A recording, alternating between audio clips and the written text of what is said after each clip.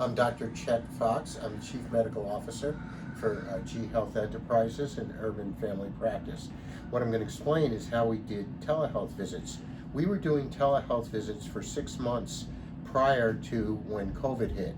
So when COVID hit, we were able to close the office and do exclusive telehealth visits 2 days later. So from March 17th, by March 20th, we were closed and doing telehealth visits. We also arranged for testing outside so that we were able to keep the office perfectly clean. That helped minimize our exposure to COVID.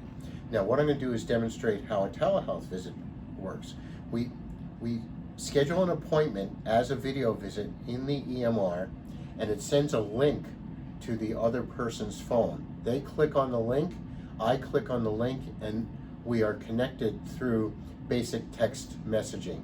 So I'm going to do a model visit with Reynaldo, who's having some symptoms of COVID, on the kinds of things that would have happened. So this is how it looks, where he can see me and I can see him. Reynaldo, are you having some COVID symptoms?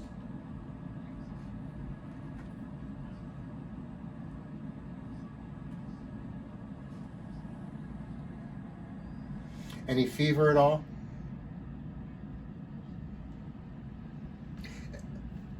Any loss of smell or taste? One or both? Yeah, so we'd be worried that you might actually, especially with the loss of smell and taste, have COVID. I'm going to have you come to the office outside to our mobile van, and then we'll get a nasal swab on that. Meanwhile, since you have these symptoms, you need to quarantine yourself for 10 days. Do you understand that? And people who you've been exposed to also need to quarantine themselves. Okay? Okay, thanks. Bye. It's a Zoom meeting. This goes here, right, and all the information can go right into the EMR. EMR is what? Electronic medical record. So I can type my, so then what I would do is go into the electronic medical record and type it. We were able to mitigate it because I'll take this off. We were able to mitigate it because we kept the place really clean.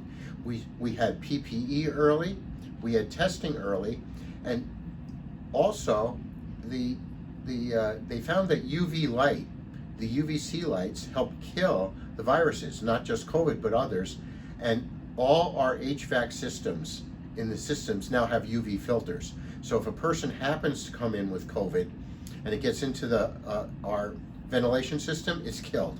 So there can be no transmission through our ventilation system of COVID.